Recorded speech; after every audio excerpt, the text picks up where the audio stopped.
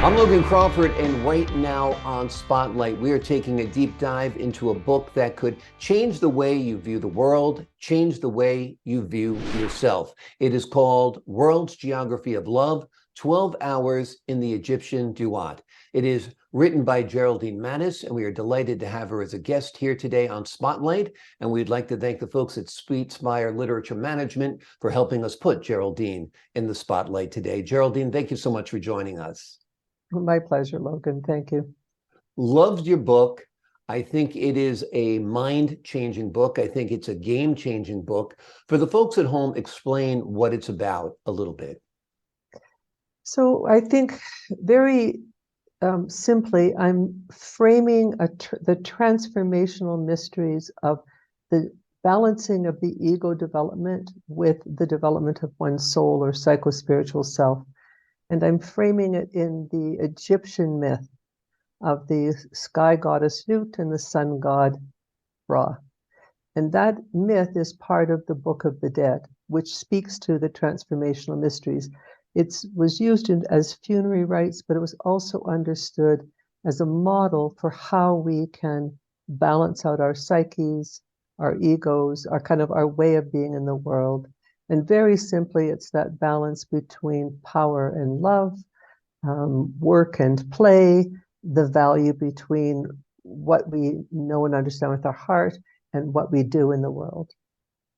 And there's also kind of a feminist viewpoint in this book that the values that are often associated as male values are somehow overvalued in our culture, whereas the values that are generally associated with females are undervalued. And striking a balance there is really important, right?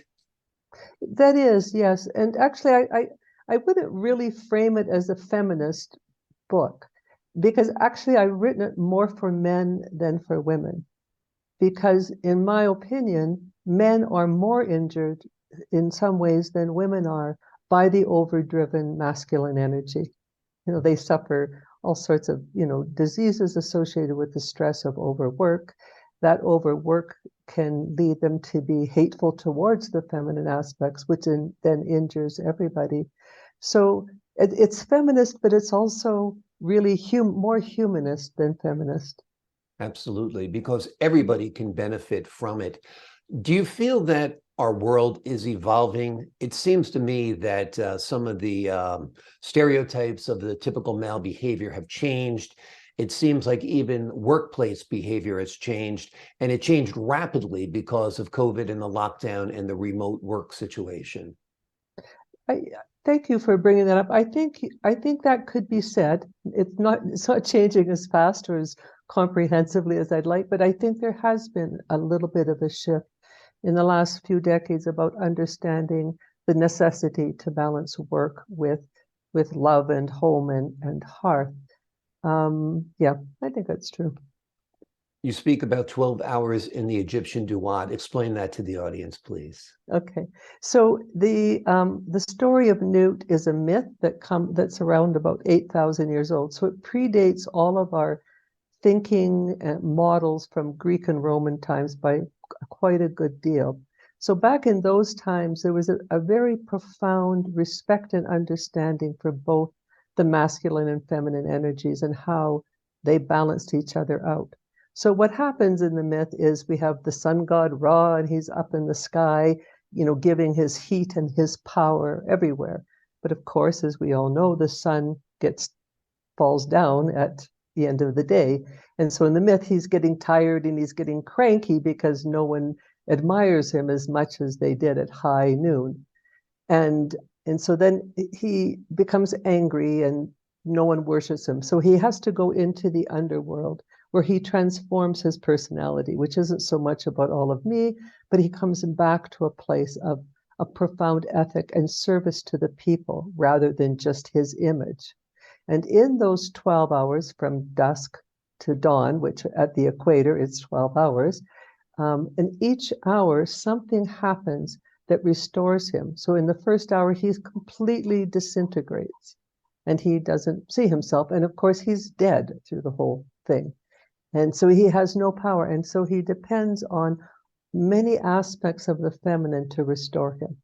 And through that, his heart is restored, his soul is restored, and his ethic and feeling, and his capacity for love and lovemaking and beauty and music and all of that. Then he's reborn as this sort of new, fresh God. And so really what we're looking at, if we bring that tale forward in time, is what we're looking at is what is the transformation necessary for the overdriven ego to balance it out. And as Eric Neumann would talk and say, is the development of a new ethic. Interesting. Very interesting. Your website is interesting as well. It's GeraldineMatus.com for our folks at home who want to find out more about you and to get your book as well and learn more about the book.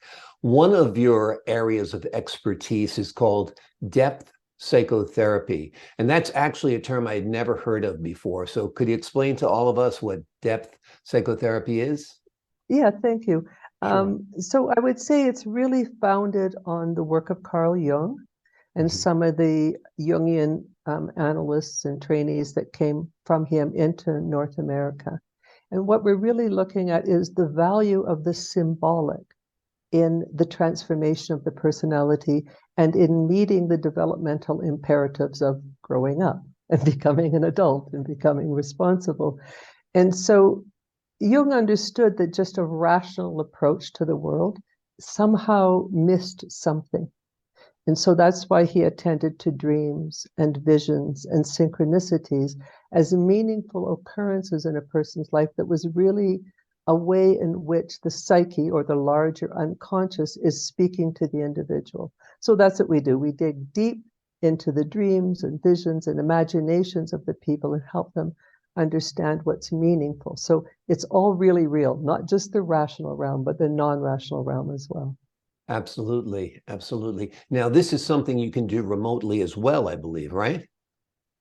I do. I have been now for the last while. It sort of happened by accident, and now I guess it's de rigueur to do it online. And partly because I'm sort of a pretty broad expert in my field because I also work psychophysiologically, and so people, in places that can't get to Ecuador or Canada can work with me, and I can work with them.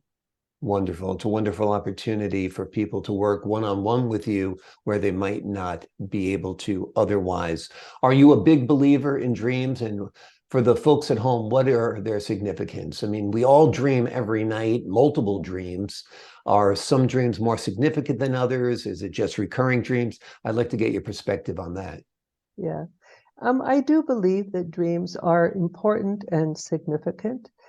We do need somebody who has skill to help us understand their meaning, because part of the problem is we have our own blind spots, in terms of understanding. And dreams are symbolic, so we have to have some understanding of the symbolic language, and we have to have some understanding of the archetypes that play in dreams. But in my own personal experience and my experience as a therapist, I think working with dreams and the symbolic does more in the manner of healing than really anything else. So taking those dreams, analyzing those dreams, discussing those dreams, trying to get to the root meaning of those dreams and figuring out the symbolism there can help somebody with their anxiety, depression, whatever it might be. Absolutely, absolutely. Because through looking at the dream, they can begin to understand the unconscious aspects of themselves that are at play. And I do work with a number of dreams in my book to kind of illustrate that process. But for example, the super hardworking business executive who's dreaming all the time about, motorcycle man or something like that. So we get, well, who is motorcycle man? What does he represent? Well, it's his freedom. It's his ability to get away from the pressures and all of that. And so, I mean, that's a very simple example, but with time, a person can become very skilled at understanding what's coming to them symbolically and help them balance their life, really. Wonderful. Well, it's been fascinating speaking with you, and your book is a fascinating read. It is called World's Geography of Love, 12 Hours in the Egyptian Duat. It is available online. You can order it directly from GeraldineMatus.com. and is highly recommended because I think you'll learn a lot about yourself and a lot about the people around you. Geraldine, thank you so much for joining us here today on Spotlight. Okay, Logan. Thank you. Take My, care. my Bye-bye. pleasure. And to the folks at home, I'm Logan Crawford, thanking you for your time this time. Until next time on Spotlight.